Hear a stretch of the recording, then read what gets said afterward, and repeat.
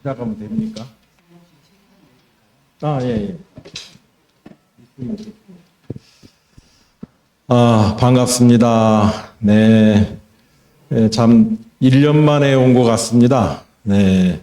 이렇게 오늘 강의를 해줍사 하고, 오래전에 약속을 해서, 약속을 마음속에 지니고 있었는데, 까딱 잘못했으면은 이 약속을 지키지 못할 뻔 했습니다. 그래도 여러분들과 그 선근이 남아서인지는 모르지만 이렇게 함께 할 수 있어서 참 기쁘게 생각하고, 이번 강의와 다음 주 강의, 두 번의 강의를 통해서 여러분들과 불교에 대한 소탈한 얘기를 좀 나눠볼까 합니다. 제게 이제 주어진 것은 신심이 청정해지면 어떻게 될 것인가라고 하는 거죠. 우선 여러분들께 이 아카데미 강좌를 통해서 많은 스님들 또 법사를 통해서 불교에 대한 충분한 인식과 또 가치를 접했을 거라고 생각되어집니다. 그래서 이제 어떤 개념적인 얘기는 하지 않고 제가 이제 드리고 싶은 본질적인 얘기를 시작할까 합니다. 여러분들은 이제 그동안 이 강좌를 통해서 불교란 무엇이다라고 배우셨습니까? 불교란 무엇인가? 그거는 뭐 여러 가지 얘기가 있지만 한마디로 말해서 불교는 다른 종교와 다른 게 깨달음에 대한 얘기를 한다. 불교는 깨달음의 얘기다. 깨달음. 다른 얘기를 하는 게 아니라 어떤 신을 얘기하는 것도 아니고 또 어떤 내 밖에 있는 어떤 가치에 대해서 얘기하는 게 아니라 깨달음에 대해서 얘기하는 것이다.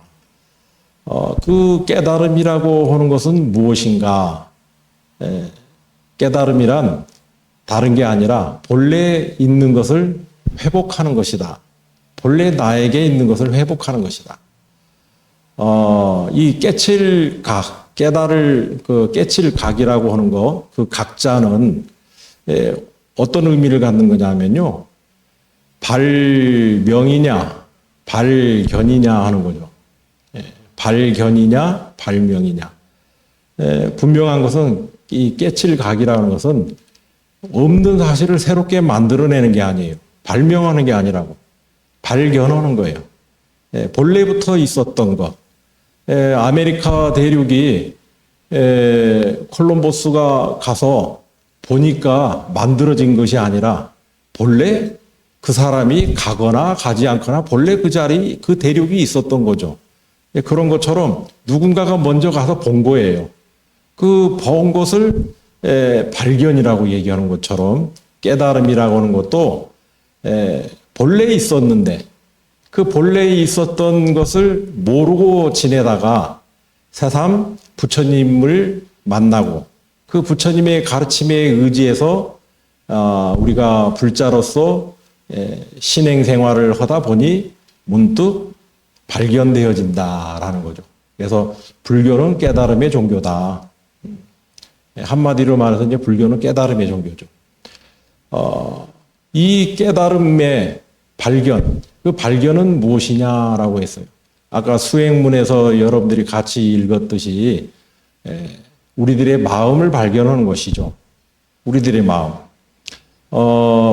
여러분들은 그 하루에 몇 번 자기를 자각하십니까? 아침에 눈 떠서 저녁에 잠자리에 들기까지 자기 자신을 몇 번 자각하십니까? 미안하지만 그래서 이제 그것을 범부라고 그래요. 범부. 이 범부라고 불리는 건 뭐냐면 꿈속에 있다. 꿈속에 있다. 꿈속에 있기 때문에 꿈 깨서 본래 현상의 세계를 알아차리지 못한 상태인 거죠. 우리들이 하루 아침 눈 떠서 저녁에 잠잘 때까지 자기를 인식하는 순간, 그 순간이 과연 몇 번이나 있었을까? 미안하지만 없다는 거죠. 없어요. 그러니까 아침에 눈 떠서 뭔가 열심히 찾고, 뭔가 열심히 일을 하고, 뭔가 열심히 뭔 흔적을 남기고 열심히 살았는데, 정작으로 세수를 하고 잠자리에 들 때, 그것이 누구를 위해서 한 건지 알 수가 없는 거죠. 그래서 불교는 깨달음이다. 적어도 우리가 불교를 만나게 되고 또 부처님의 가르침을 듣게 되고 그것을 믿게 되어지면은 그 다음에는 어떻게 되는가? 믿게 되어지면은 마음을 알고자 하는 마음이 생긴다라는 거죠. 마음을 알고자 하는 마음. 이게 이제 굉장히 중요한 거죠. 그래서 모든 종교도 마찬가지겠지만은 불교도 그 종교인 까닭에 믿음이 중요한 거죠. 그러니까 믿음으로 시작해야 돼요. 무엇에 대한 믿음이냐라는 거죠.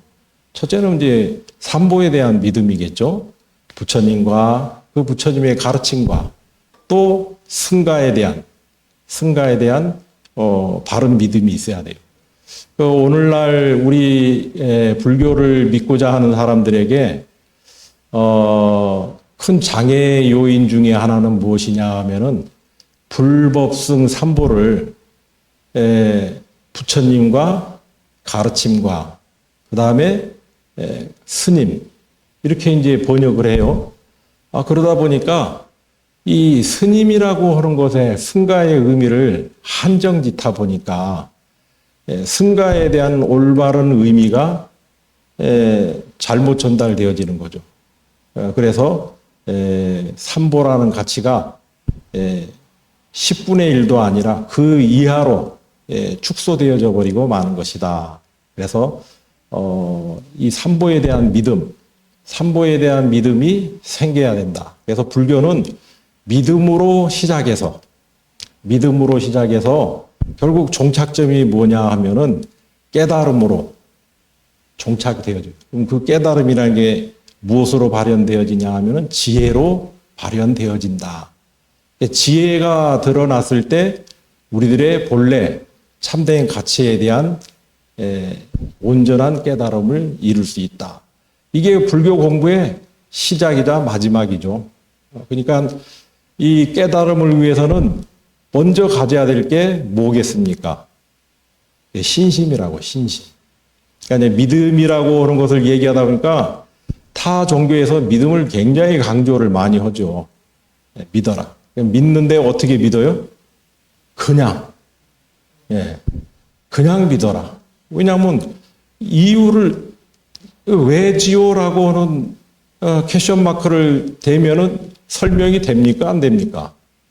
아니, 애비가 없이 태어났다는 게 이게 현상적으로 이게 가능하지 않는 거거든요.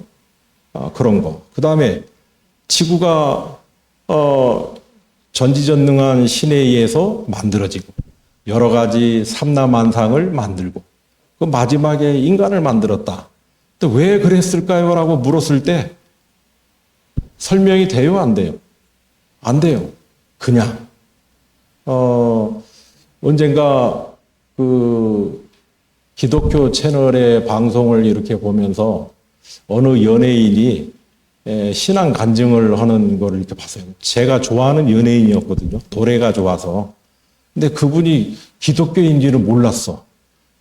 근데 그분의 신앙 간증을 얘기하는데, 기린도 만들고, 사자도 만들고, 쥐도 만들고, 이렇게 하는 게, 이게, 하나님의 은혜라는 거예요. 사랑이고. 그래서 그걸 생각하면 눈물이 난대야. 그래서, 그냥 믿으면은 저게 그냥 은혜가 되고 믿어지는구나, 라고 하는 거죠. 그래서 믿음이라고 하는 것은 그렇게 단순하게 그냥 믿는 게 아니라 참으로 신심이 믿음이다라는 거죠. 불교에서는. 그러니까 우리들이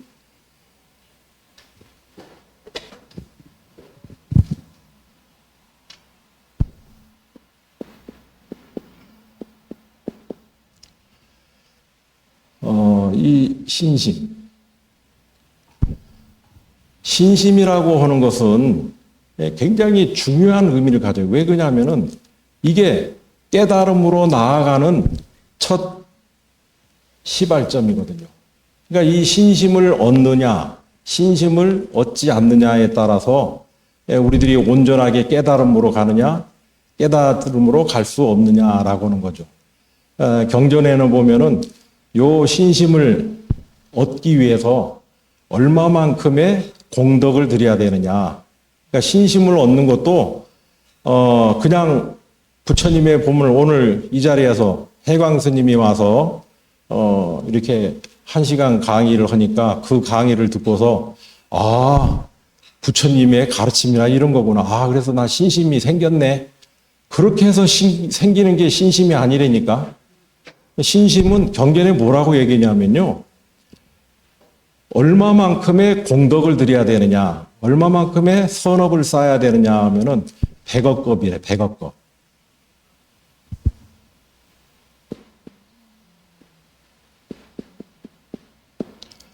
이 100억겁의 세월 동안 뭐를 해요? 선업을 쌓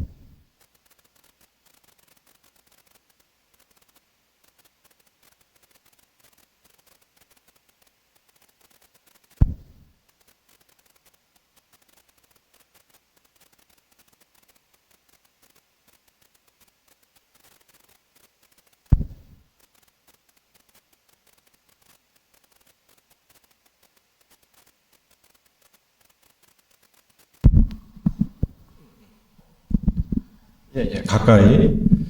죄송합니다. 자, 신심이라고 하는 것을, 저 믿음의 단계에서, 여기서 믿음이라는 것은 세속적인, 믿음이죠. 세속적인 믿음. 그러니까 우리가 무엇을 믿느냐, 그 왜 믿느냐 하면 그것이 나를 행복하게 해주고, 나를 안전하게 해주고, 나를 궁극에, 내가 목표를 이루는 가치를 실현할 것이다 라고 하기 때문에 믿는 거죠.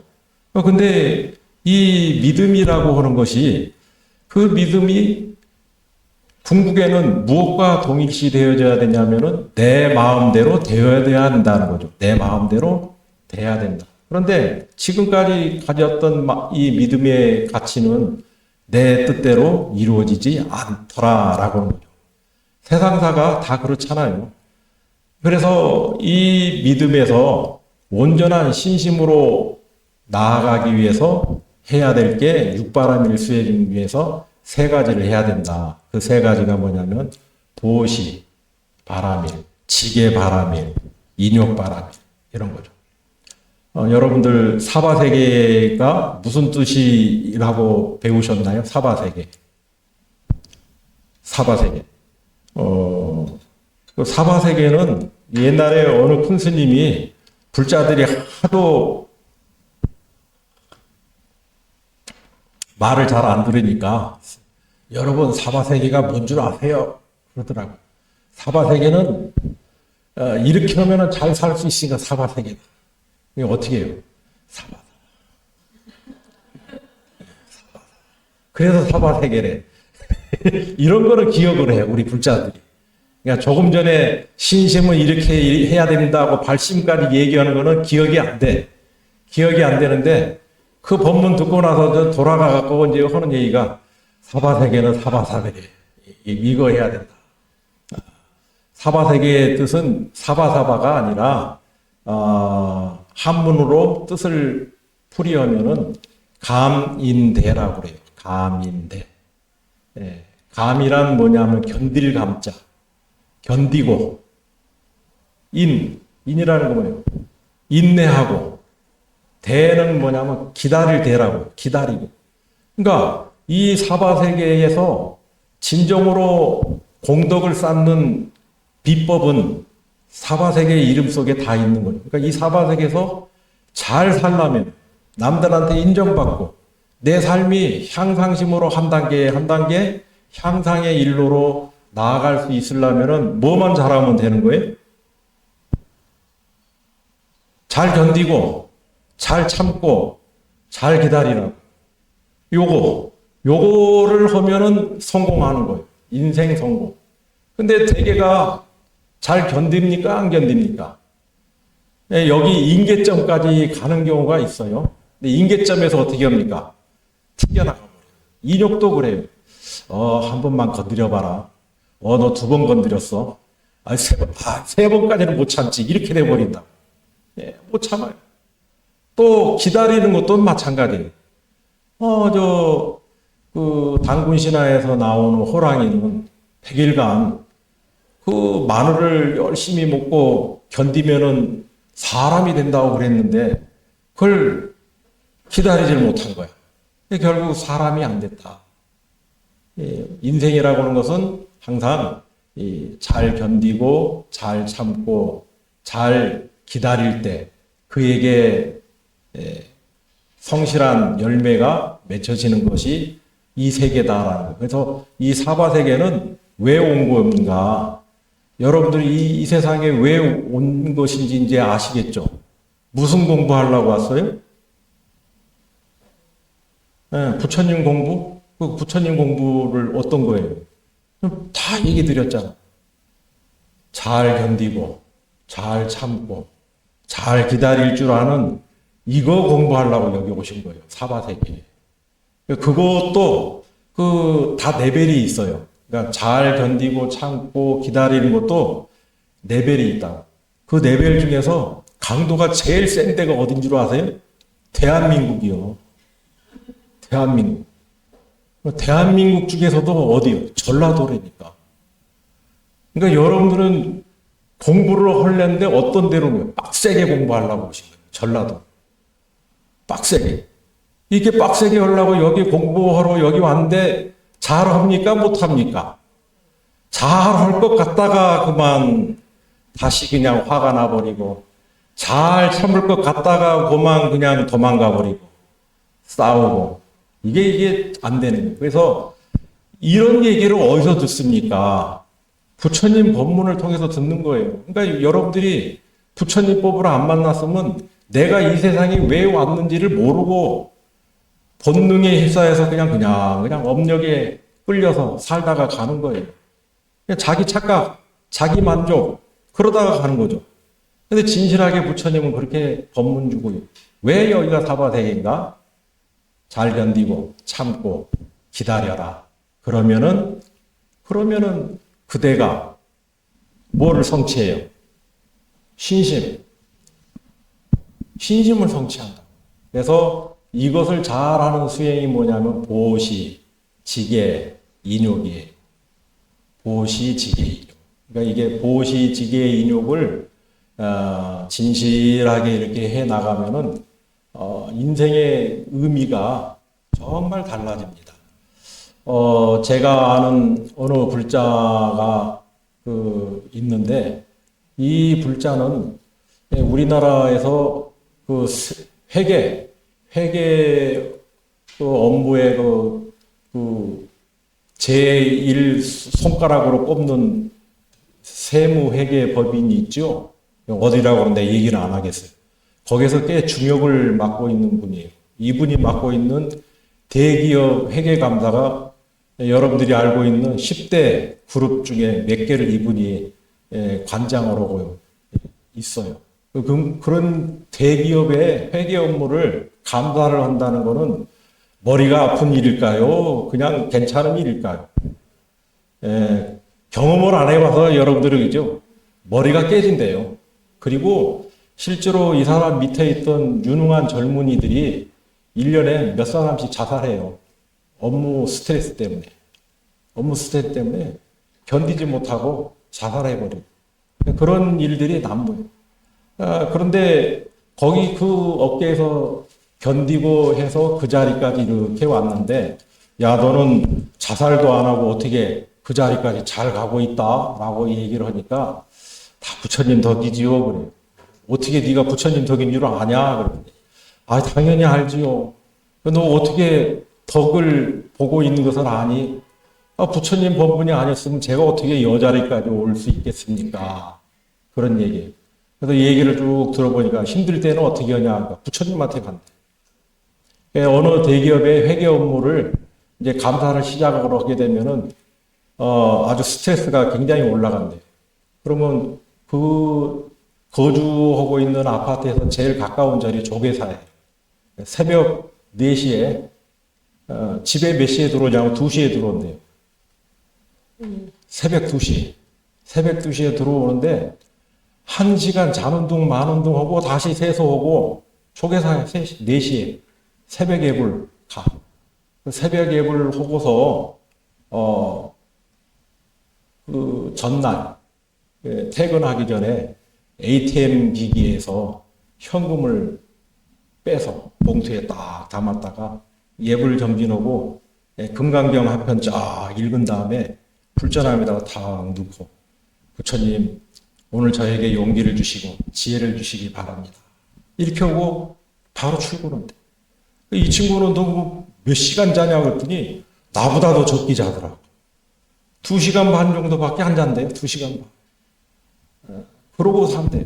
근데 이 친구의 동력은 뭐냐면 보시예요. 자기는 힘들 때 보시를 한대요. 기도하고. 그러니까 보시를 그냥 가서 부처님 저 좀 도와주세요 하고서 이렇게 보시하는 게 아니라 그렇게 기도를 해요. 예불 드리고 금강경 읽고 정진하고서 보시함에 보시를 하고 그러고 들어와서 일을 한대. 그래서 이제 직원들 불러다가 야 오늘 우리가 이런 일을 하게 되니까 마음을 단단히 갖고 열심히 하자. 그러나 나는 너희들이 잘할 거라고 믿어. 하나도 놓치지 말고 잘하자. 이렇게 오고서 칭찬을 해준대요. 일 들어가기 전에.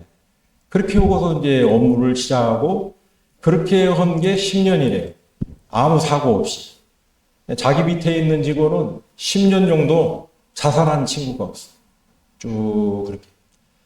이렇게 일을 하는 거죠. 근데 이 친구가 보시를 하게 된 결정적인 계기가 있어요. 보시를 하게 된 결정적인 계기가 있는데 그 계기가 어떤 계기냐 하면은 제가 담양의 정토사에 있습니다.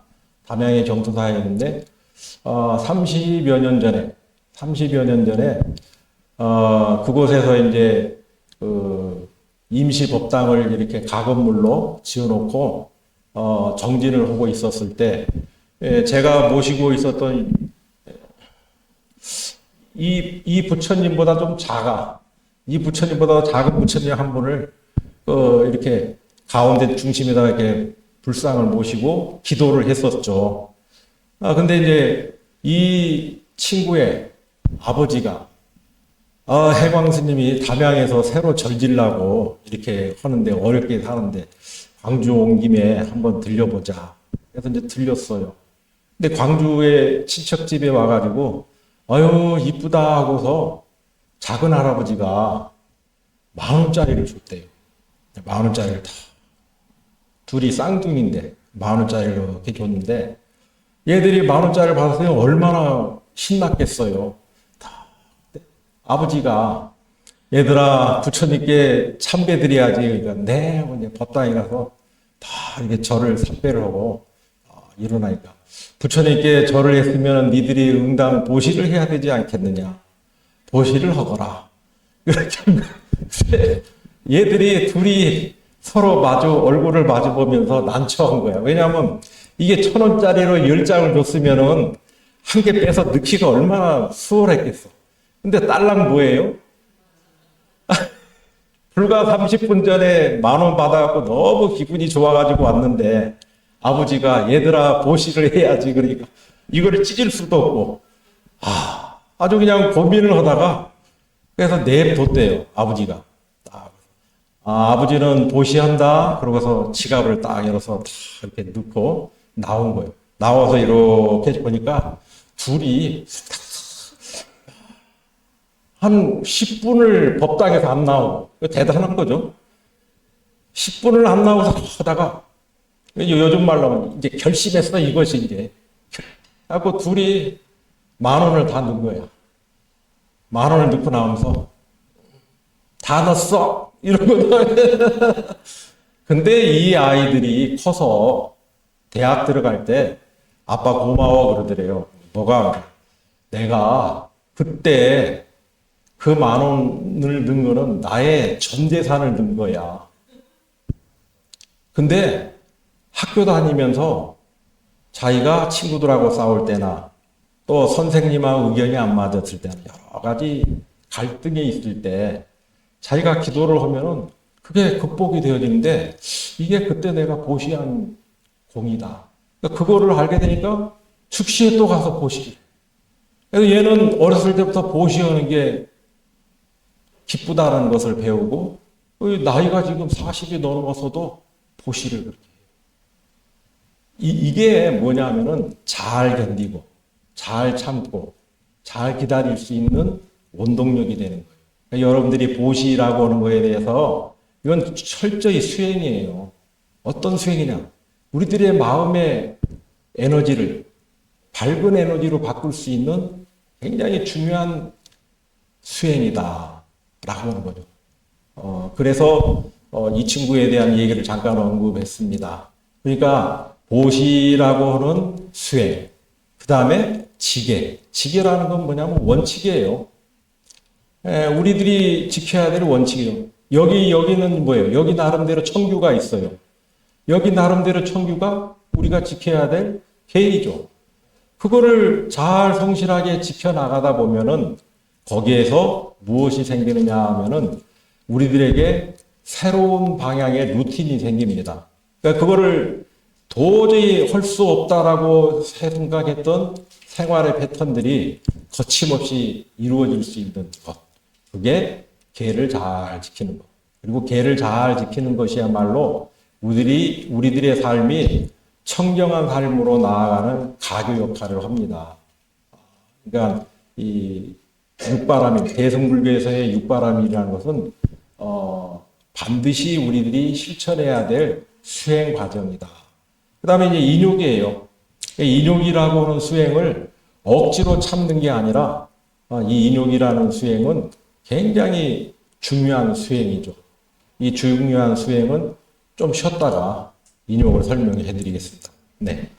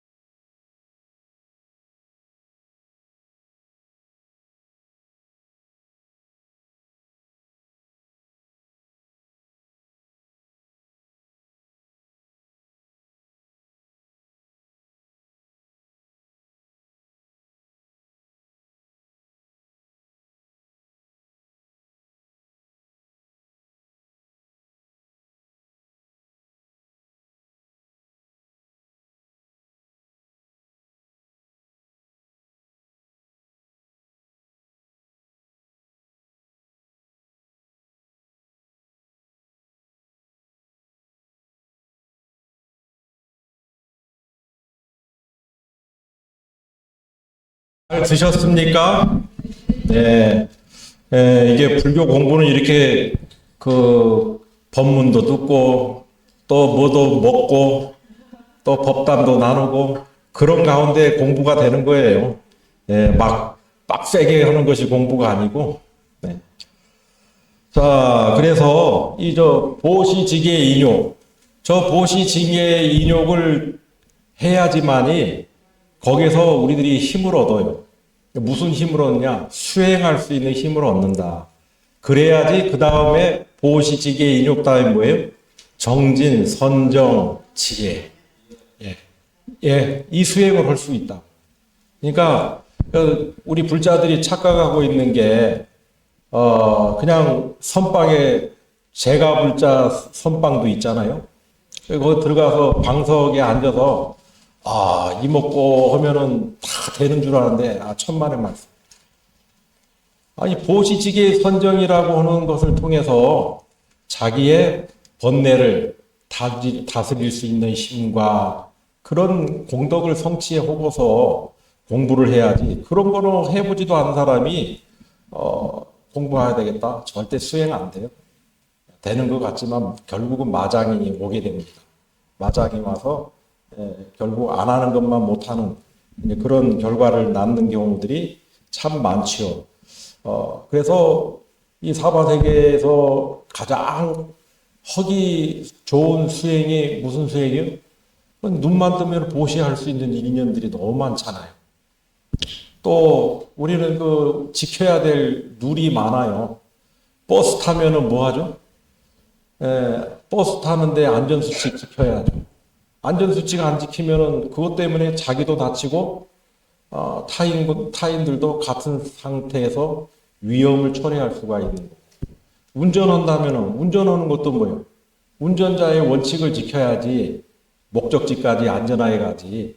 내 마음대로 운전했다가는 큰 사고를 나는 거죠. 그러니까 이 사회는 원칙을 지키지 않으면은 어느 한순간도 제대로 돌아가지 않는 곳이 없어요. 그냥 집에 가면 집의 원칙이 있고, 거리에 나가면 거리의 원칙, 광주에 살면 광주에서 지켜야 될 조례가 있지요. 또 대한민국 국민으로서 지켜야 될 또 의무가 있지요. 사람으로서 또 해야 될 도리가 있지요. 이런 것들이 다 넓은 의미에서 계예요, 계. 근데 그것을 잘 하기 위해서 불자는 5계를 지키는 겁니다. 5계를 지키고, 그 다음 여기 환경연대에서 하는 이 다짐들, 이 다짐들을 청규라고 얘기하죠. 이 청규를 잘 다지면은 여기에서 여러분들이 내공이 생기는 거죠. 그랬을 때 비로소 연불도 하면은 연불이 순풍에 돋단 듯 참선을 해도 참선이 잘 의정이 다스려 가는 것이고, 또 경전을 보면은 경전이 지혜가 돋아서 잘 보게 되어지고 그렇게 되는 거죠. 그러니까 여러분들이 불교를 통해서 지혜를 완성하고 싶다 하면은 지혜를 완성하는 일에 몰두하지 마시고 이거부터 하세요. 이거부터 하면은 지혜는 저절로 드러나게 돼 있는 것이다. 이것을 놓치면은 안 됩니다. 그래서 금강경에서도 공덕을 쌓는 자에게 신심이 점점 자라난다. 그러니까 공덕을 쌓아야지 뭐가 생겨요? 신심이 자라난다. 신심. 그러니까 생각으로 믿는 것은 신심이 아니에요. 우리들이 이제 착각을 하는 게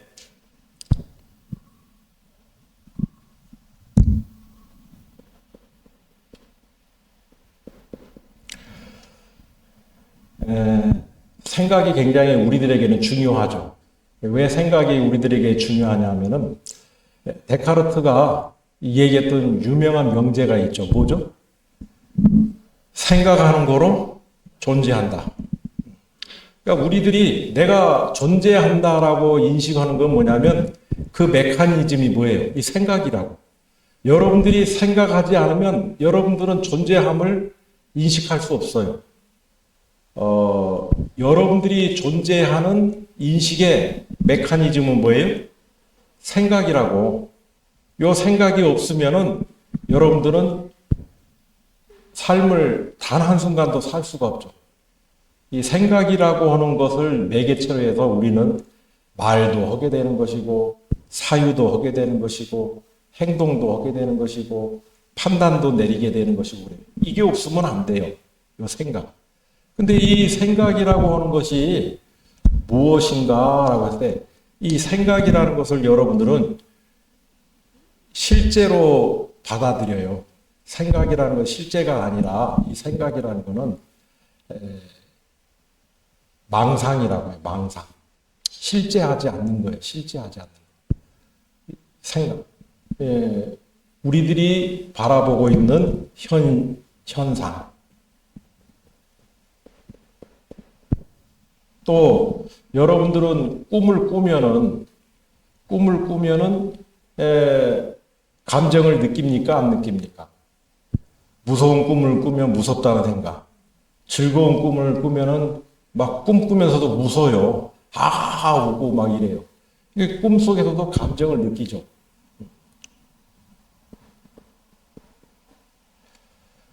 이게 현상.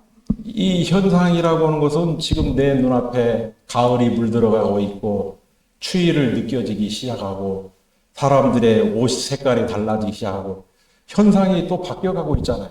여름에서 가을로, 가을에서 겨울로 현상이 바뀌어가고 있어요. 이거 있는 거예요? 없는 거예요? 현상이 있는 거예요? 없는 거예요? 있다고 우리는 믿지요. 자, 그러면 꿈은 있는 거예요? 없는 거예요? 왜 없어요? 여러분들은 꿈꾸면서 야 이건 아니야. 이건 가짜야.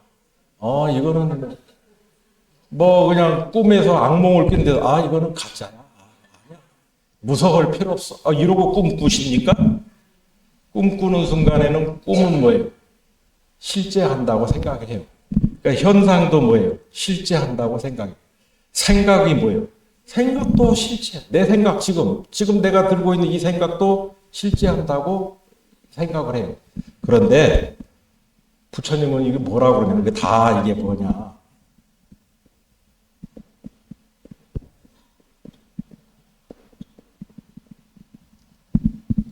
허망하다라고 했습니다. 허망하다는 얘기가 실제한다는 얘기예요? 실제하지 않는다는 얘기예요? 실제하지 않는다. 그러니까 범서, 유상, 계시, 허망 그랬어요. 무릇 있는 바상, 상이라 내가 하고 있는 이 생각, 내가 보고 있는 현상들, 내가 꿈꾸고 있는 이런 것들 다 뭐예요? 실제가 아니라고. 이 실제가 아닌 건 뭐예요?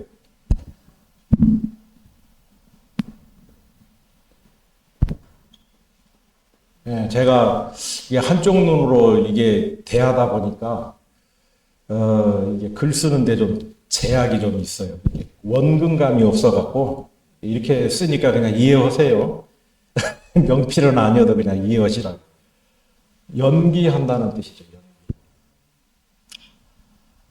연기는 뭐예요? 연하여 일어난다. 인연 따라서 일어나는 거예요. 인연 따라서 일어나. 그러니까 나라고 하는 존재가 이 나라고 하는 존재는 선한 겁니까? 악한 겁니까? 우리들은 자기 자신을 뭐라고 보지요? 나는 선하다고 생각을 해요. 그래야지 얘기가 되지. 저 조폭 두목도 자기는 선하다고 생각해. 다 조직을 위해서 자기 희생한다고 그러고 그렇잖아요. 내가 희생 안 하면 이 조직을 어떻게 이끌어가냐. 그러니까 조폭도 다 자기를 선하다고 해. 그러니까 누구든지 다 자기를 선하다고 해. 저 감옥에 가 있는 김안무개도 자기는 선하다고 생각한다니까. 다른 국민들은 아니라고 해도 자기는 선하대. 그런 거예요. 자기 자신은 선하다라고 보는데 결국 나라는 존재는 뭐냐면요. 이 선한 것도 아니고 악한 것도 아니에요. 뭐냐 하면 연기하고 있는 거죠. 왜 그러냐면 나라고 하는 게 조건, 어떤 조건을 만나서 계속 훈수되어지느냐에 따라서 내가 이쪽으로 가기도 또 어떤 잘못된 인연을 만나서 훈숙되어지면은 뭐예요? 자기가 이렇게 길들여져서 업이 이렇게 악업으로 나오게 되는 거죠. 그러니까 나라고 하는 거는 실체가 그래서 없다. 이거 뭐라고 해요?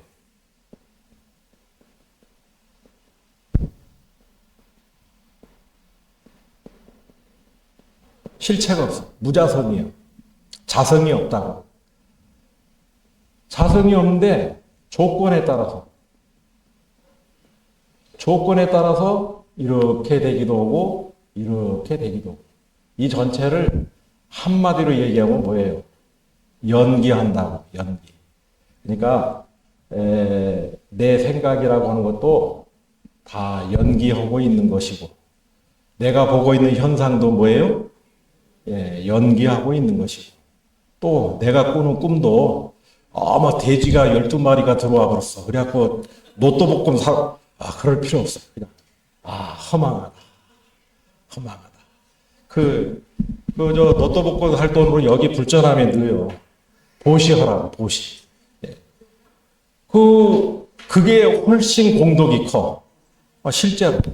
실제로 공덕이 크다. 자, 그래서 이게 내가 뭔 얘기를 하려고 이걸 얘기했지, 지금? 아무튼 허망해. 허망하다라고 하는 거죠. 왜 그러냐면은, 우리들이 믿음이라는 거, 내가 생각하는 이 믿음이라는 거는 순전히 뭐예요? 요 생각에서 오는 거라니까? 우리들이 내가 믿는 가치는 어디서 온 거예요? 생각에서 온 거예요, 생각으로 나는 무엇을 귀하게 여기고 이것이 나를 행복하게 여길 것이라고는 그거를 가치를 결정하는 거예요. 생각. 근데 불교는 부처님은 우리들에게 생각에 빠져서 계속 살아가는 것을 윤회라고 그래요. 윤회. 그러니까 이 윤회로부터 벗어나려고 한다면은 어떻게 해야 되느냐? 생각으로부터 자유로워야 된다. 생각으로부터 자유로워지기 위해서는 무엇을 얻어야 된다고요? 요 지혜. 지혜에 의지했을 때 비로소 생각이라는 것도 뭐라는 걸 알아요? 허망하다. 이 보여지는 현상도 뭐라는 걸 알아요? 허망하다. 내가 갖고 있는 꿨던 꿈도 허망했구나라는 걸 아는 거죠. 뭐에 의해서? 지혜. 이걸 흔들리지 않는 거예요. 흔들리지 않는 거예요. 그러니까 이 지혜를 성취하기 위해서 가져야 될 게 신심이라고. 그러니까 신심을 가졌을 때 이 허망함에 흔들리지 않아요. 그런데 저한테 어떤 사람이 와서 아들 때문에 너무 힘들어요. 막 이래서 힘들어요. 막 이 얘기를 해요. 그래서 시간이 해결하니까 다 아들 문제도 허망한 거예요. 그러니까 좀 기다리시고 기도하세요. 그러면은 돌아서서 뭐 그렇게 간단하면 내가 여기까지 왔겠어? 스님처럼 그냥 허망하니까 그냥 마음 내려놓고 간단하면 여기까지 왔겠냐고. 그래서 어디로 가요? 점집까지. 그래서 뭐를 또 만들어? 생각을 또 계속 지어서 일이 더 꼬이게 만들어. 그 점집에 데려고 애를 데리고 가서 그러니까 애가 이제 막 자지러지는 거지. 더 어긋나서 해결이 안 되는 사태까지 가버린 어느 불자도 있었어요. 그러니까 가만히 냅두세요. 그러면 가만히 냅두고 부처님께 기도나 했으면은 가만히 놔도 가라앉는다고. 왜? 그 현상이라는 게 뭐예요? 아들이 지금 골치 아프게 하는 건 뭐예요? 허망. 그 아들 얘기가 나왔으니까 요 얘기 하나 더 하면은, 대전에서 제가 이제 저기 하는 불자님이 계시는데, 이 아들이, 보이시피싱 비슷한 그런 데 들어가가지고 다른 사람들에게 경제적인 피해를 많이 끼쳤는가 봐요. 근데 부모는 서울에서 살고 있으니까 전혀 모르고 있었다가 어느 날 이제 어디 검찰청인데 당신 아들 잡아서 이렇게 했는데 변호사를 사든지 말든지 이렇게 해라. 깜짝 놀래가지고 저한테 전화가 왔어요. 어우, 스님, 우리 아들이 착한 놈이 어째서 얘기를 들어보니까 착한 것이 아닌 것 같은데. 너무 피해가 큰데.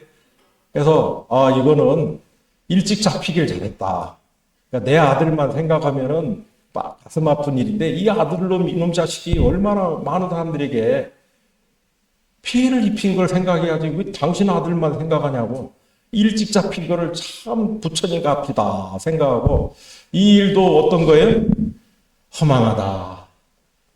허망하니까 우선은 마음 아프지만 마음 아픈 것을 부처님 전에 참회 기도 드리고 100일간 정진하라고.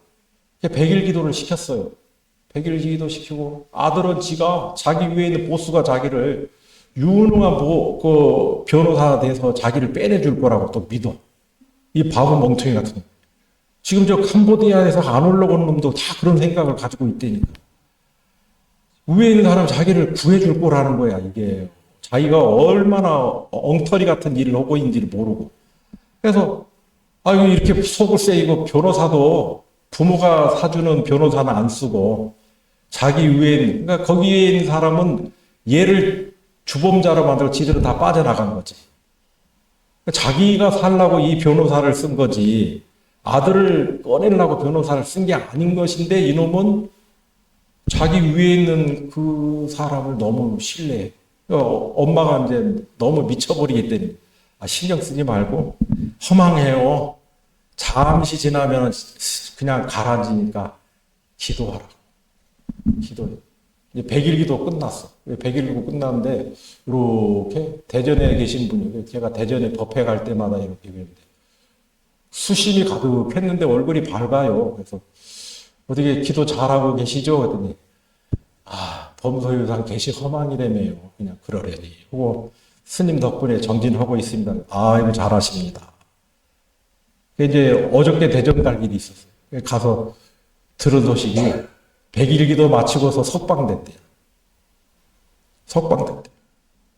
이놈이 이제 100일간 고생하면서 자기 위에 있는 사람이 나를 이용해 먹고 이런 거.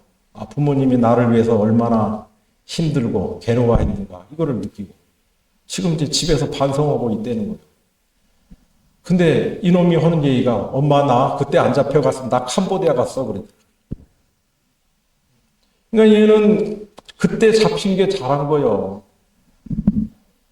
모든 게 다 허망하다고. 그러니까 우리가 그 시점에서 보면 내 아들만 보면은 어째 이놈에게 이런 불행한 일이 있을까라고 하는데 불행한 일이 아니라 참으로 불자에게는 가피가 있어서 살려지는 길로 가는 거예요. 그러니까 나에게 들어오는 모든 일들은 부처님 법을 믿고 그냥 범소유상 계신 허망입니다라고 스님이 얘기하면 뭐예요? 저를 잠시 미쳐 날뛴 저를 갖다가 가라앉혀줬습니다. 이렇게 생각하고 감사합니다. 기도하겠습니다. 그게 뭐예요? 신심이라고. 신심. 근데 이 신심이 없는 사람은 어떻게 해요? 무당집에 몇 번 가서 굿해야지. 엉뚱한 데 가서 돈 써야지. 그러고 자식은 자식대로, 자기는 자기대로 피폐해지죠. 그게 아니에요.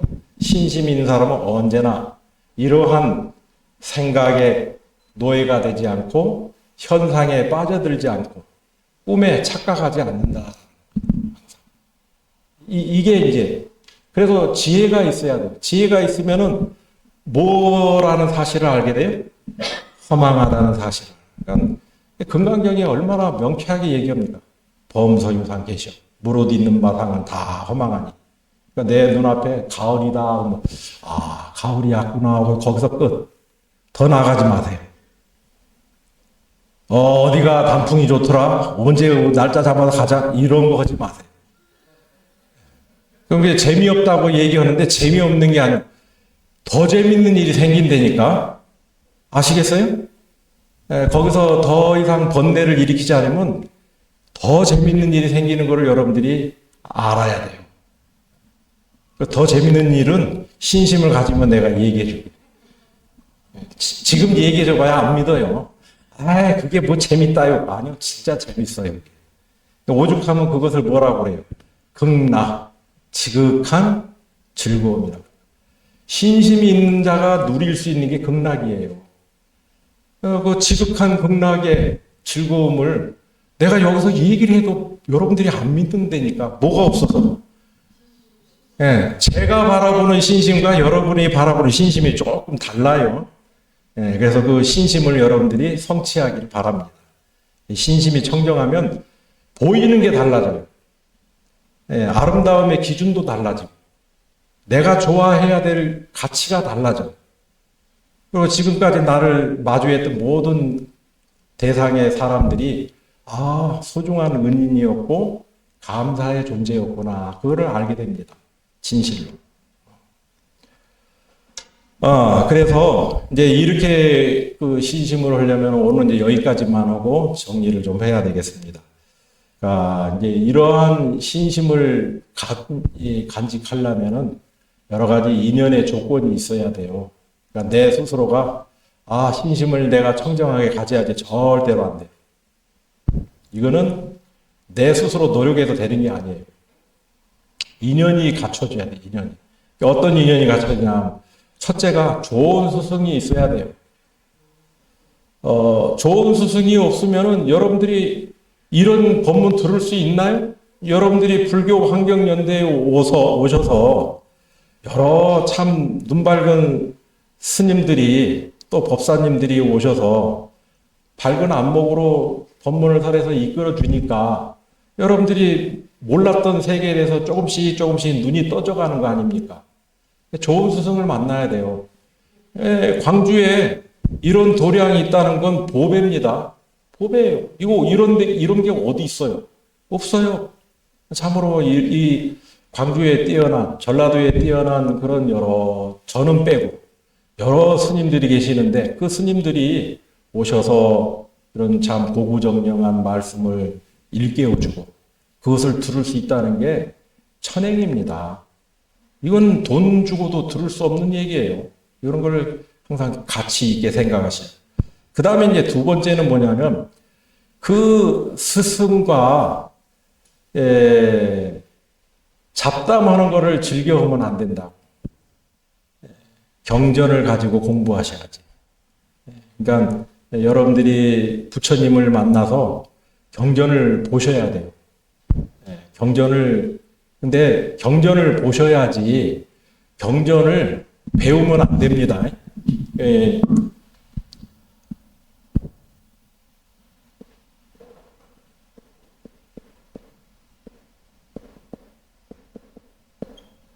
감경이라고 그래요. 감경. 이게 뭐예요? 볼간자 아니에요. 눈으로 본다고. 경전은 봐야 돼요. 봐야지 공부하면 안 되고. 아니, 배우는 거. 어떤 분들은 이제 여기도 그러실란지 모르겠는데 경전 이제 수요일 날 경전 공부하는데 이게 이제 그 법사님이 이제 이런저런 이제 경전을 가지고 가르침을 주시면은 경전에다가 막 꼼꼼히 막 적어요. 아무 소용 없습니다. 오늘 수요일 날 스님이 와서 어떤 경전을 설하시겠다 그러면은 오시기 전에 10번 정도 읽으세요. 계속. 오늘 들어갈 내용을 계속. 그게 뭐예요? 감경해야 돼요, 감경. 그 감경을 10번이고 20번이고 계속 읽고 오늘 와서 스님의 법문을 딱 들으면은 그게 뭐가 됩니까? 지혜로 바뀌어요. 근데 그 예습은 안 하고 뭐 전에 했던 복습도 안 하고 와가지고 그냥 경전 옆에다 그냥 좋은 말씀 적어놓고 이제 덮어버리지. 그 경전은 그렇게 해서 만나는 게 아니에요. 경전은 뭐냐면 그대로 부처님의 법문이에요. 여러분들이 부처님을 만나고 싶습니까? 안 만나고 싶습니까? 부처님을 만나야 돼요. 스님을 만나서는 아무 의미가 없어요. 스님을 통해서 경전으로 들어가고 경전을 통해서 뭐예요? 부처님을 만나야죠. 그 부처님을 통해서 여러분들이 귀중한 법문을 듣게 되고 지혜를 얻게 되는 거죠. 그러니까 경전. 이 여러분들에게 신심을 청정하게 하는 좋은 인연이 첫 번째가 스승이고 두 번째가 뭐예요? 경전이에요. 경전. 이 경전을 청하지 않으면 안 된다 하는 거죠. 그다음 이제 세 번째가 도량이에요. 도량. 가만 보니까 여러분들은 여기 오신 건 아주 탁월한 선택이야. 아유, 스님들도 훌륭한 스님들 배일 수가 있지. 경전 공부도 해주지.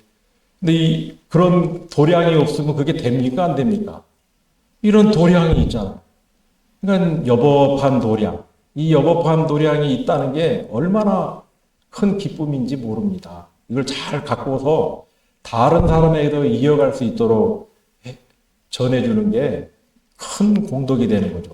잘 갖고서 다른 사람에게도 이 가치가 전해질 수 있도록 노력하는 거예요. 그래서 이게 도량을 만난다는 거. 이게 신심을 청정하게 하는 훌륭한 조건이다. 그 다음에 이제, 이와 같은 토대가 이제 인연이 되어지면은, 그러니까 좋은 스승을 만나고, 경전을 만나고, 좋은 환경, 도량을 이제 만나. 요것만 가지고 되느냐? 그게 아니라, 그 다음에는 이제 누구 몫입니까? 자기 자신의 몫이죠. 자기 자신의 몫인데, 이러한 세 가지 조건을 통해서 자기 자신의 노력이 필요하다. 자기 자신의 노력이 있어야지 어디로 나아가요? 신심으로 나아가게 되고 발심하게 되고 그래서 궁극에 뭐예요? 지혜를 얻게 된다. 그러면 자기 몫이 뭐겠습니까? 모든 게 다 이걸로 회양돼요. 어떤 걸로 회양되냐? 잘 견뎌내야죠. 처음에는 여기 법문 듣고 이 교육 과정을 통해서 좋네 하고 이제 와. 그런데 대개가 그런지 안 그런지는 모르겠어. 저가 있는 도량은 그러더라고요. 네가 잘났네. 내가 잘났네. 그래서 못 견디고 가버려요. 못 견디고 가버려요. 굉장히 슬픈 사실이죠. 이게 자기 인격의 문제죠. 자기 인격의, 자기 소양의 문제. 자기 인격과 소양의 문제는 얼마나 잘 견디고, 얼마나 잘 참고, 얼마나 잘 기다려지느냐. 이거예요. 그러니까 이게 갖춰지면은, 무엇은 따는 당상이에요? 신심이 여러분들이 생기는 것은 따는 당상이다. 그러니까 이러한 노력이 없이 생기는 것은 신심이 아니다. 뭐든지 세상의 모든 거는요, 열매를 얻으려면은 다 거기에 따른 뭐가 필요합니까? 노력이 필요하죠, 노력. 이 노력 없이는 안 되는 거예요. 그래서 이제 이러한 믿음이, 그러한 노력. 그래서 잘 견디고 참고 견디면은, 요즘 그 현대적 과학으로 표현하면은 도파민이 분비가 되어진대요. 그래서 성취감이 생겨. 성취감이 생겨서 이루 말할 수 없는, 비교할 수 없는 기쁨이 생기는 거죠. 그걸 이제 불교식으로 얘기하면은 그거를 희열이라고 해요. 희열. 법열이라고, 희열이라고. 이게 이제 생겼을 때 이 맛을 보게 되면은 뒤로 물러서지 않는, 앞으로 열심히 나아가는 용맹심이 생기게 됐다라고 하는 거죠.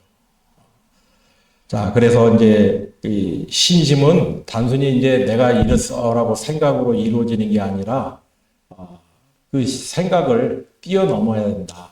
생각을 뛰어넘는다는 것은 지혜가 생겨야 된다. 그런 얘기가 되겠습니다.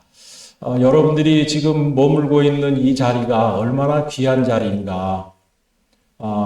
부처님께서는 인생에 8가지 어려움이 있다. 이 인생에 불법을 만나기 어려운 8가지 어려움이 있다라고 얘기해요.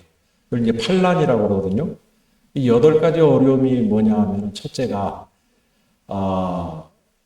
지옥의 과보를 받으면은 지옥의 과보는 너무 고통스러워서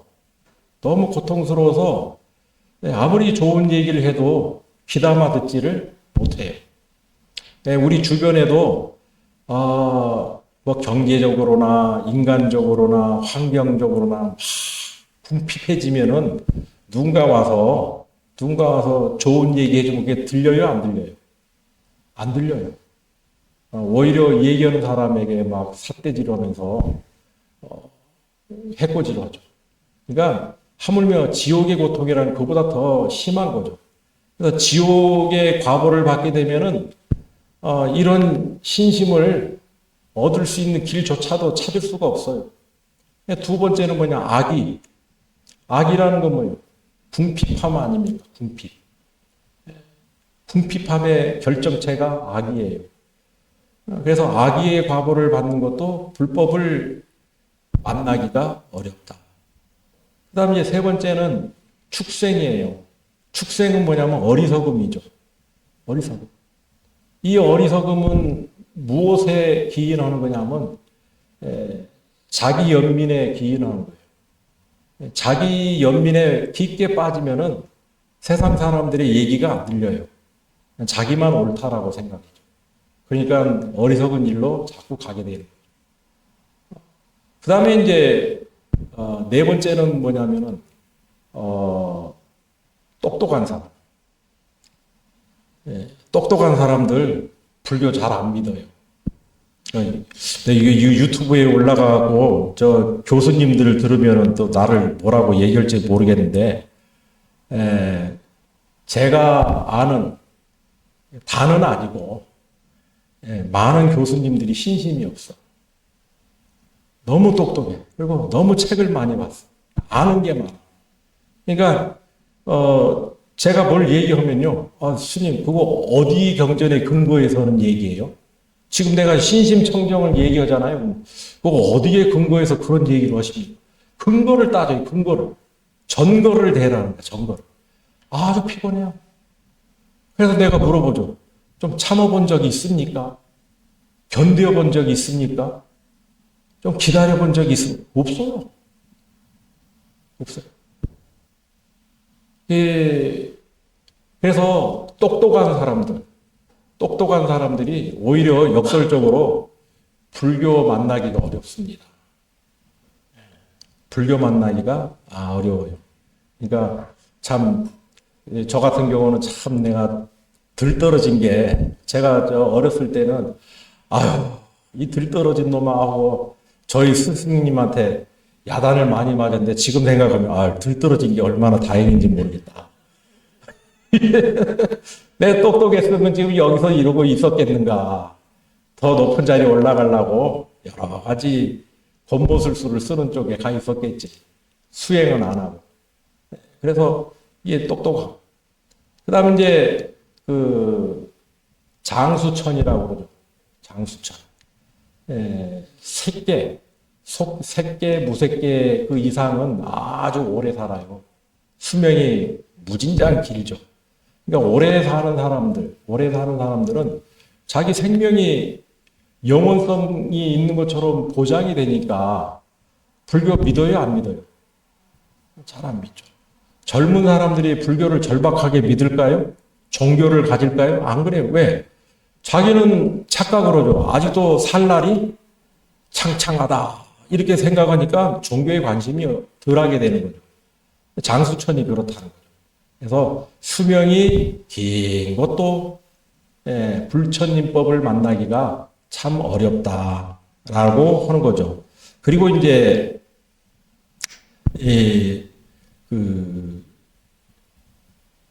부처님이 전해지지 않는 지역, 변지처라고 그러는데요. 부처님이 불법이 전해지지 않는 거. 예를 들어서 저 아프리카에 제 아는 스님께서 아프리카에 좀 전법을 좀 해볼 수 있을까 하고서 한 30년 전에 그쪽을 여행을 갔대요. 여행을 갔는데 내 노력으로는 쉽지가 않겠더라. 그 환경 자체가 또 이 사유하는 가치 자체가 전혀 떨어졌더라는 거죠. 그래서 이게 쉽지가 않다. 부처님이라는 사실을 일깨우는 게 너무 어렵겠더라.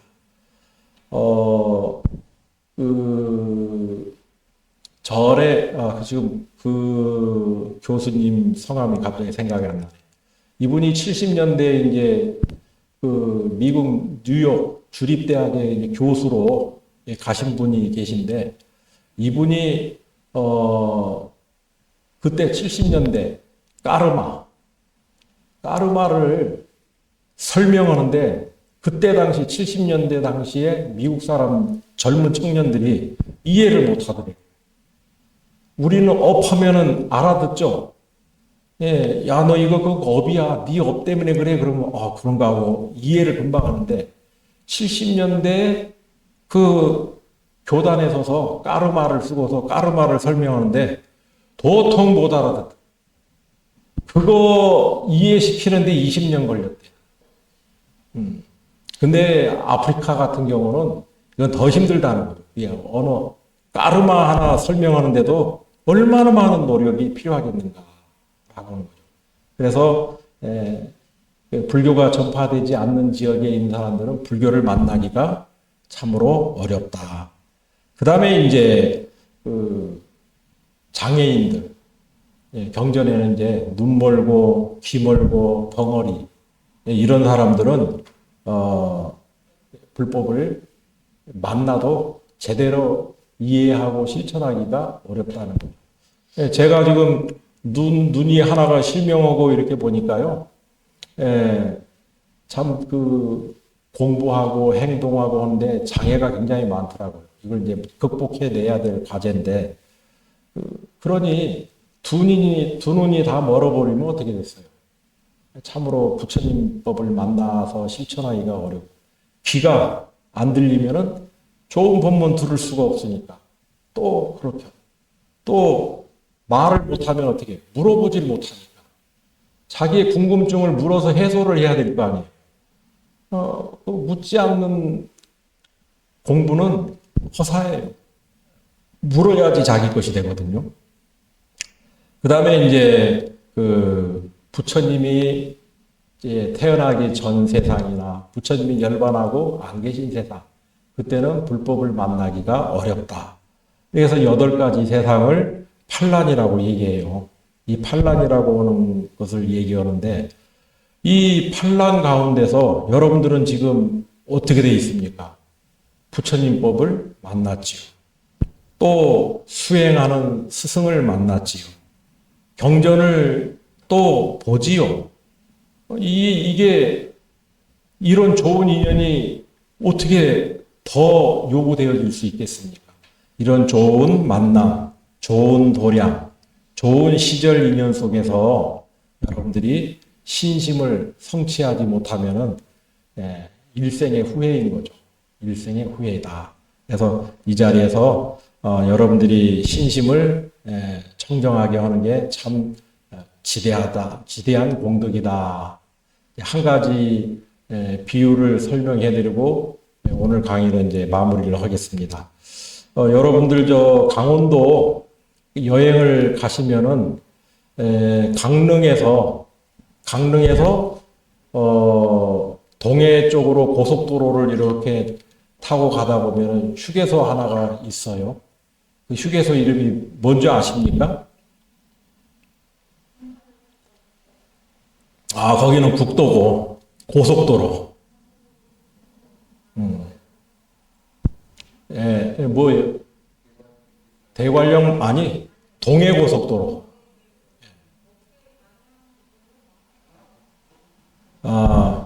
이제 그 구정휴게소라고 있어요. 구정.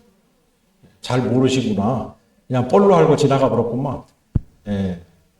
그러니까 다음에 가시면은 그 동해고속도로 타고 가다 보면 강릉 쪽 구정휴게소가 있어요. 왜 이름이 구정일까? 그 어느 스님에 대한 얘기가 있는 게 구정이죠. 강릉시 구정면이 있어요. 그 구정면의 이름을 따서 구정휴게소라고 되는데, 이 구정면은 스님의 이름을 따서 구정면이라고 했다고 그래요. 어느 청년이 이제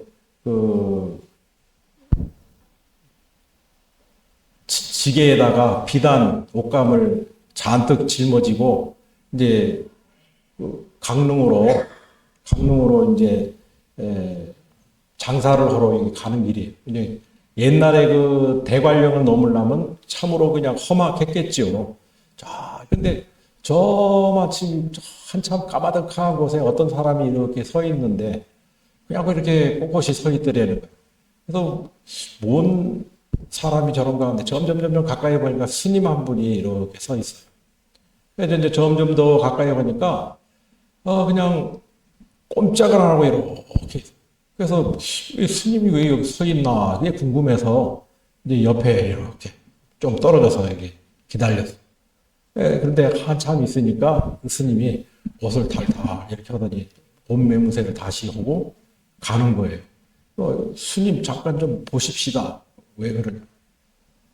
아니 제가 저 아래서부터 이렇게 뵙자 하니 그냥 움직이지 않고 이렇게 서 있는데 왜 그러고 서 계셨습니까? 그러니까 내가 중생들한테 공양을 올리고 있었어. 공양을 올리고 있다. 공양을 어떻게 공양을 올렸습니까? 옛날에 이제 그 솜 누비 옷에 누가 살기가 좋습니까? 이나 뭐 벼룩이. 그러니까 이제 이분이 산길을 이렇게 이제 쫙 채를 넘어가는데 등짝이고 겨드랑이고 뭐 이제 근질근질하고 따끔따끔하니까 그 이가 공양을 잡수시는데 이게 자꾸 걸어가면 어떻게 돼요? 이가 공양을 잡수시는데 불편하시잖아요. 그러니까 딱 서서 다 뜯어 먹을 때까지 가만히 이렇게 계셨다는 거예요. 공양이 다 끝나도록 이렇게 있었다. 그 얘기를 들으니까 이거 기가 막힌 거야. 자기 같으면 어떻게 했어요? 옷 벗어서 이게 까가지고 이제 이를 갖다 이렇게 탁 잡았을 거 아니에요. 근데 중생한테 공양을 잡수도록 이렇게 한참을 서서 있다가 이제 더 이상 이제 따끔거리는 게 없으니까 다 잡수셨나 보다. 그러니까 기가 막혀. 이건 뭐지? 그래서 그분이 가는 길을 가만히 보다가 아니야. 난 저분이 왜 저렇게 사는지 나 알고 싶어. 그래가지고 지게에 그 비단이 잔뜩 있는데 그거는 내팽개쳐버리고 그 스님을 따라간 거예요. 오대산으로 들어가서 관음암으로 가는 거예요. 이제 거기를 간 거죠. 거기서 어스러보니까 너 뭐 하는데 여기까지 왔냐 하니까 난 스님이 너무 존경스럽고 스님의 삶이 어떤 삶인지 배우고 싶습니다. 그래. 그러니까 쉽게 얘기해서 출가하고 싶다는 얘기냐 그러니까 출가가 뭔지는 모르겠고요. 머리 깎고 싶냐고. 머리 깎고 싶어. 그래? 그럼 머리 깎으려면 내가 시키는 거 다 할 수 있느냐? 뭐든지 시키는 대로 하겠습니다. 그래서 이 젊은 청년이 시키는 대로 다 하겠다니까 다음날 스님이 이제 대중이 많이 생길 것 같으니 저 부엌이 가마솥이 너무 좁다. 큰 가마솥을 걸 수 있게 부엌을 좀 뜯어 붙여라. 그런 거예요. 그래서 그 가마솥 걸 자리를 이제 이 청년이 이제 돌도 가져오고 흙도 이제 집 썰어갖고 이제 이겨서 이렇게 하고 다 만들었어요. 정성스럽게 다 만들어갖고 스님 다 했습니다. 그랬더니 스님이 보자마자 잘못됐다. 헐어버려. 다시 헐어. 그러니까 또 다시 하는 거예요. 이렇게 하기를 8번을 망가뜨렸어요. 8번. 그래서 이제 도대체 얼만큼을 정성을 들여야 되나? 이번에 이제 정신을 똑바로 차리고 제대로 솥 거는 가마솥 거는 것을 제대로 해야 되겠다. 아주 심혈을 기울여서 돌 하나 올리는 것도 정성스럽게 흙을 다지는 것도 정성스럽다. 그래갖고 큰 가마솥을 딱 앉힐 수 있게끔 만들었어요. 스님 다 했습니다 하고 얘기하니까 스님이 이렇게 보더니 됐다. 머리를 깎아도 되겠다. 그래서 이제 좋은 거야. 이제 다음날 머리를 깎아주면서 법명을 지어줬는데 법명이 9구자, 가마솥 정자 이렇게 해서 요렇게 그 가마솥 정자를 써서 9번 가마솥을 만들었다 해서 구정이라고 법명을 지었다는 거예요. 그래서 이분이 이제 너무 기쁜 거야. 근데 이분은 이제 어렸을 때부터 장사하고 이런 거에만 이골이 났지 글자를 배운 적이 없어요. 스님, 제가 글자를 배운 일이 없어서 경을 봐도 영 모르겠습니다. 그러면 너는 이것만 해라. 그래서 뭐를 하라 그냐면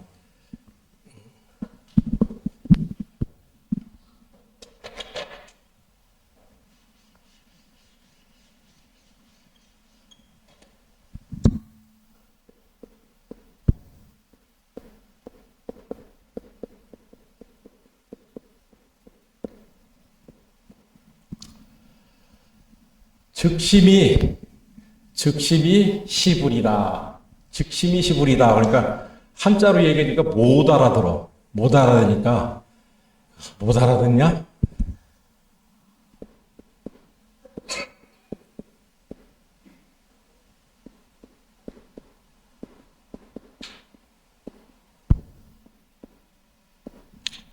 곧 마음이 이건 뭐예요? 곧 마음이 부처이다. 그러니까 마음이 부처다라고 이것만을 화두 삼아서 즉심이 시불이다. 즉심. 마음이 부처다. 이것만 하라는 거야. 너 다른 거 할 거 없어. 그냥 이것만 해. 근데 이 친구는 가방끈이 짧은 게 아니라 뭐예요? 없어. 그래서 희한하네. 우리 스승님이 어째서 그렇게 얘기를 하셨을까?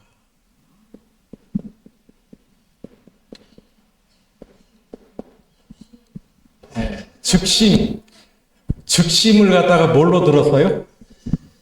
집신이 부처이다. 그래서 이해가 안 돼. 처음에는 이해가 안 되는. 왜 집신? 내가 신고 있는 다니는 집신이 왜 부처라고 했을까? 그래서 집신이 부처이다. 집신. 근데 그걸 믿고 그냥 집신이 부처이다. 그러다가 어느 날 지게에다가 나무를 이렇게 잔뜩 쌓아가지고 내려오다가 나무가 딱 떨어지면서 부르는 소리에 깨쳤다. 그래서 집신이 부처다를 화두 삼아서 공부하다가 깨쳤어요. 그래서 부정선사라고 아주 유명해요. 그리고 그 지역이 부정면이 된 거죠. 자, 제가 이제 이 스님의 얘기를 한 건 뭐냐 하면은 신심이라는 게 그런 거라는 거예요. 신심. 이 청년이 그 스님이 딱 땡볕이 씌어지는 곳에서 가을 땡볕이 따갑잖아요. 근데 거기서 그 이한테 공양을 올리는 그거를 보고서 여러분 같으면 어떻게 했어요? 희한한 중 다 봤네. 그러고 가지. 그러니까 중이 그냥 이상한 중이네. 그러고 가니까 그거는 뭐예요? 신심이 없는 거죠. 이 사람은 거기서 신심이 발현된 거예요. 저 스님이 저 미물에게까지도 당신이 불편함을 참고 피를 공양 올리는 저것은 뭘까? 그게 신심이라고, 그게.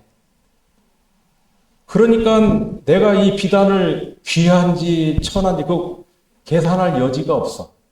누가 와서 가지고 갔겠지. 그냥 내려놓고 가는 거예요. 여러분들 신심이라는 건 그런 겁니다. 여러분들이 진심으로 이 신심에 개합되어지면은 삶의 척도가 달라지고 세상을 보는 관점이 달라지고 인생의 의미가 달라지고 여러분들이 걸어가는 길이 달라져요. 그 달라지는 길에 만나는 게 발심이에요. 보리심을 일으킨다. 이 보리심을 일으킨다라고 하는 게 무엇인가? 이건 이제 다음 시간에 요 신심을 일으키면은 발심을 향해 나아가는 세 가지의 수행이 있어요. 세 가지 수행이 기가 막힌 수행이 있습니다. 그 수행을 일으키면은 발심을 성취해서 지혜로 나아가게 된다 하는 얘기가 다음 시간에 이제 이어지겠습니다. 좀 들어보시고 싶습니까? 네, 그럼 다음 시간을 기약하면서 오늘 얘기는 여기서 마치도록 하겠습니다.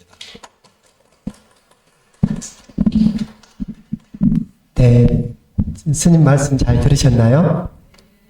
처음 들어본 얘기지만 뭔가 좀 가슴에 쫙 울리지 않나요? 네, 재밌죠? 이렇게, 신심을 바란다라는 건 정말로 이렇게 귀하고 소중하고 이렇게 값진 일인 것 같습니다. 우리 스님께 다시 한번 뜨거운 박수 한번 부탁드리겠습니다. 우리 다음 주에도 스님 모시고 이제 다음 주에는 발심의 얘기를 좀 한번 청해 듣고요. 몇 가지 좀 공지사항이 있어서 제가 좀 이 자리에 섰습니다. 이번 주 이제 돌아오는 일요일 날 저희가 소모임이 6개가 있는데 플로깅 라이프 쓰레기를 줄이는 환경 정화활동 플로깅 라이프 모임이 있어요. 거기 18번째 환경 정화활동을 무등산 규봉암으로 갑니다. 그래서 규봉암 가을 산행 겸해서 이렇게 하고요.